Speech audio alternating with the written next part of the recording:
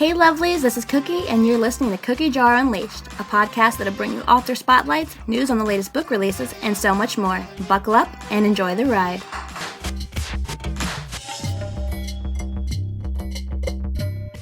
Hey lovelies, this is Cookie. Welcome back to Cookie Jar Unleashed. I am super excited about today's episode. Now, if this isn't your first time tuning in, you're probably thinking, Cookie, you're always excited about the show. It's true, guilty as charged. However, on today's author spotlight, we have an international author, so that's super exciting. But before we do the author spotlight, let's learn about new releases, upcoming books, and available now books with the book spotlight. Alright, for June releases, books that recently released, we have Break Even by Hope Malone. That's an opposites attract curvy girl short romance that released on June 1st. A Time to Kill by Justina Luther, that's a horror, and that released on June 7th. Razor's Edge by Andy Lynn, that's an MC romance, that released on June 10th. My book, The Hitman's Rose, released under my pen name S.E. Isaac, that's a mafia romance, and that released on June 11th. Upcoming June releases, we have Sex, Lies, and Techie Guys by Barbara Campbell, and that releases June 28th. Let's see here. We also have recent May releases. Let's hit up some of those. A Delicate Proposition by Lane Daniels. That's a serial killer anti-heroine romance. Sold to the Pirate by Fern Fraser. That's an insta-love, possessive man, steamy short read. Defending My Heart by Barbara Campbell. That's a steamy contemporary romance. Rescue Me by Mia Brody. That's an insta-love short read. Forbidden Muse by Alana Winters. That's a rockstar mafia. Then we have Easy Surrender by Nicole Rose, and that's a military romance. On my available now list, I have Creatura by Nellie Cab. That's a YA fantasy. Last One Standing by Ellie Decay. That is a romance suspense thriller.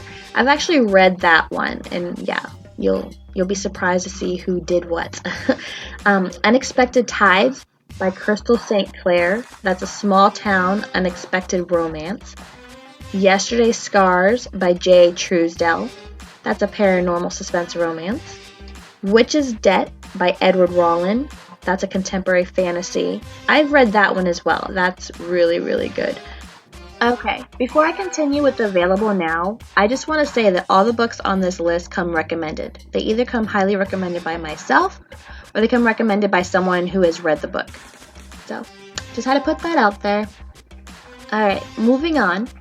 We have Crave by Crystal Lynn. That is an erotic romance BDSM. Amber's Discovery by Mara J. That is a sci-fi reverse harem romance. The Lost Fae by T.M. Lees. That is a fantasy read. The Orphan Train Romances by Laura Stapleton. That is an American Western. Wizard Queen by T.M. Lees. That is a romance read. Okay, then we have the books that are for the more darker at heart. We have The Demon's Angel by Ginger Ellenberg. That is a dark paranormal romance. And if you haven't listened to it, I interviewed Ginger on episode 1 of my podcast. So be sure to go back to episode 1 and listen to her interview. Her book does come with trigger warnings. You have been warned. Fading Dawn by J. Truesdell. That is a horror. That one has zombies, and that one comes highly recommended by someone that is super close to me. Then we have Whispered Deceit. That is also by Ginger Ellenberg, and that comes with extreme trigger warnings as well. And there you have it, the book spotlight. Okay, so I had debated back and forth inside my head on whether or not to bring this up on the podcast. I'm still fairly new and still learning the ropes of the podcast and what, listeners want to hear, what they don't want to hear. It's been like a trial and error. It really has. And you guys have been awesome. Very, very awesome. So thank you for that. So like I said, I've been debating on bringing this up. but I keep seeing it all over social media, and a lot of authors are up in arms over it, and I completely agree. And it's book piracy. Like, I just don't understand. Like, so much work goes into a book, and then just to have your work stolen, it is very frustrating. I'm genuinely curious, like, as a reader, what are your thoughts on piracy sites? Like, have you found yourself guilty of going to them to get a book for free? Are you completely against them? Like, I really want to know. So if you want to comment on any of my social media pages, or if you want to private message me about it, that'd be awesome. Because like I said, I really am curious, like, what readers, like, how you guys feel towards this. Like, how does it affect you? I'm looking forward to your comments and your questions. After this commercial, we'll be right back. Welcome back, lovelies. We're going to be jumping straight into the oven with our author spotlight. This portion will be a little bit differently than it has been for the past 2 episodes. Whenever an author is on the show, I give them the option to either they can provide an audio or they can have me read their interview. Today's author would like for me to read it, so that's why things are going to be a little bit different. However, she's an amazing author, and I think you guys are going to learn lots about her and run out and buy her books. So, let's get this party started. My name is Maria Vermisoglou, and I'm from Greece, where it's almost always sunny. Beaches, not so big cities, and beautiful islands. I didn't plan on becoming an author. I always had stories in my mind, but never wrote them down. One day, one story just didn't shut up, so I thought I'd write it down so that it would leave me in peace. It did, but then more came. I write YA paranormal fantasy, and I'm slowly branching out to new adult and more adult stuff. My favorite is the paranormal stuff, obviously. I love witches and can't get enough of them. I adore coming up with different powers for each one. Hat and broom? Forget that. My witches are unusual and ready to take on the world or destroy it, whichever comes first. The hardest part about being an author is marketing. I don't understand it, and I hate it so much. I'm not a full-time author, but I dedicate as much time as I can to write, even when I'm on the road. I can open an app and start writing, which is handy if I'm hopping from place to place all day. My author dream is to reach more people. I'd love to have my books into audiobooks, translated, and even as movies. My goal is to be famous like the authors I admire, who touch every soul with their stories. When I'm not writing, you'll find me reading or playing games, watching movies, or making handmade keychains. I love reading. I open the book and reality disappears. The only problems I have to deal with are the ones that the characters have, which are much more interesting than mine. My favorite place to read? Where there's quiet so no one can bother me. I have a library at home that will file a complaint because the books don't fit anymore, so I've started putting them inside drawers, the closet, the floor. It's a treasure hunt to find the books in all the chaos now. The last book that I read was the Ruby Red Trilogy. I have lots of book boyfriends. I pick up at least one after every book I read. My favorite author of all time? Sorry, I can't answer that question. I'll need to bring my gigantic list with me. Each book I've read is different, so I can't pick one author to mention. I've also made many author friends ever since I became an author, so I can't pick one. The book I'd like to talk about is The Dark Tide, which is the second book in the Magical Academy series featuring mermen. Honestly, I didn't get mermen before starting the series because I thought they were so limited. Yuri proved me wrong. Euthernia is a magical land that all creatures can live in harmony. Yuri Finn is a merman prince who has grown in a hostile family environment ever since his mother passed. He's afraid of people, doesn't trust anyone, and has uncontrollable powers. In the second book, Yuri and his friends are faced with an impossible problem. Magic is gone. Without magic, the students can't go home. The land withers, and each species experiences unique challenges. The merfolk need magic to transform to either form, human, merman. So now, they're stuck as humans, and water can no longer nurture them. The merman must work with the other species in order to find a solution, or die. I loved writing this book, and it's fascinating watching Yuri grow as a person. He started as somewhat secluded, and now he starts trusting his friends more and more to help him and save him from himself. More challenges await him in the future books, and I can't wait to discover him. This is a young adult academy. It's the second book of the series. There's no adult content. Trigger warnings? Well, there's a scene where the character dies and experiences an out-of-body experience. However, his friends save him, and he doesn't die. The Dark Tide by Maria Vermisoglou. Blurb. They said the academy was safe. Now I'm wondering if it's my job to keep it that way. Oh, I haven't introduced myself. I'm Yuri Finn. Prince Oblivious, and a humble sophomore student at Gifted Blood Academy, at your service. All I want is to get to the school year at Gifted Blood unscathed, but when magic mysteriously disappears, we get stuck in our human forms. And if that wasn't enough, Mabuto, a freshman shifter, has his mind set on making everyone miserable this year. If I lose control of my powers, the spirit will awaken. Then it's game over. Can the prince get a break?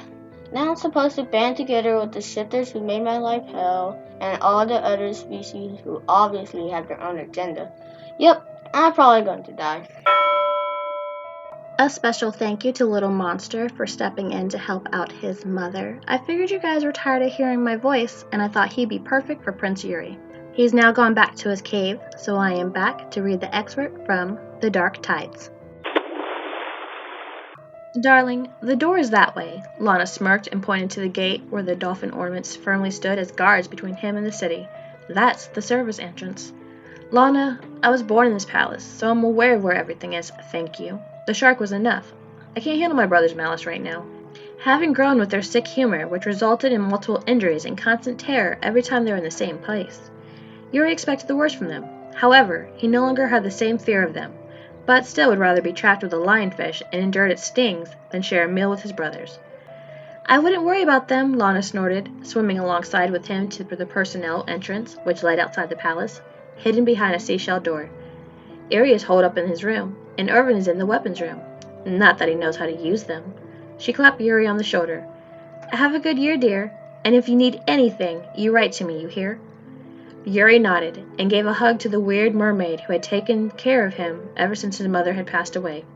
A servant she might be, but she was one of the few people in the palace who respected and loved him, as opposed to how his family treated him. Thank you, Lana. I'll see you in the summer. Yuri waved and pressed the pink seashell on the side, which made the wall part revealing an opening. Slipping past the guards, he hid behind a pair of dolphins heading to the city. Yuri glanced at the palace and imagined Lana's reaction when she learned of it. The presence of the guards watching his every move suffocated him. Given the recent circumstances, it was understandable, but Yuri, who loved exploring and getting lost, couldn't handle it. Once Yuri reached suburbia, he swam to the ocean, relishing on the silk touch of the salt water against his fins. Being a child of the ocean, Yuri held more power than the rest of his family, who were from the river but also caused frictions between them. Yuri took a left turn when the Nanami forest unfolded before him and nodded at the school of neon fish who crossed his path, but forced his fins to surpass them. They were so chatty, they could put a whale to sleep. Yuri avoided looking at the fluorescent lights of the anemones of the forest where predators often lurked, stalking their next victim, and entered through the narrow opening of a cave which would take him to his last stop. The merpeople had as many enemies in the water as they did on the shore. Yuri's eyes flickered between the intricate stones and pieces of marble engraved with markings that lay at the bottom of the cave, gleaming in the darkness. How tempted he was to stop and examine each one of them. However, he didn't want to stray off his path on this first day of his sophomore year. Meeting his friends was much more adventurous than a piece of marble he could find a year later still waiting on him. A light beamed at the far end of the cave, and he clicked his tongue. Yuri fumbled in his backpack for the key and passed it around his neck. I hope it's better than last year. Yuri rubbed the key between his fingers and viciously chewed his lip. His gaze lingered on the sprouts that struggled to grow, hesitant to make another move. Bubbles formed around his mouth, and he glared at them, slapping them away. For crying out loud, it's just a portal. Ashamed of his weakness, Yuri plunged head on, his heart bouncing on his chest, his focus at the blinking blue light. I was wrong. This is worse. The portal enveloped him in a blue light, compressing his internal organs, and Yuri could do nothing but think of the vast ocean while he winced in agony. The waves washed Yuri on the shore, and he oscillated between gasps and coughs while his gills made room for his lungs. The sand underneath him was wet and annoyed him, and he couldn't understand why humans dipped their feet in it with no purpose. Yuri waited until he shifted into his human form and cast his gaze to the sun. With his hand anchored on his shoulder, he tried to find the strength to rise. I hate portals. A green face hid the glowing yellow ball of the sky, and the newcomer held his hand out for Yuri. Man, you look awful. No kidding. Yuri took Kay's hand and stood. He swayed and would have fallen if Kay hadn't grabbed him. It takes some getting used to. He winked and helped Yuri to the beach. Kay's green complexion faded against the gleaming sunlight. Kay originated from the jungle waters, which gave him a different shade than Yuri's blue complexion. Since every merman's features were a telltale sign of their location, it wasn't hard to pinpoint their homelands. The salty air blew by Yuri's face, ruffling the navy locks crowning his head, and for the first time in a long time, he felt safe. Okay, lovelies, that was an excerpt from The Dark Tide by Maria Vermisoglou. That book is currently up for pre-order and will go live on July 26th, so be sure to stop at your favorite ebook store and pre-order today. Alright, lovelies, unfortunately, it is that time again. Time to close the lid on the cookie jar. But fear not, because there are more episodes in the making, so be sure to hit subscribe, and I'll see you soon. Hugs and kisses, Cookie.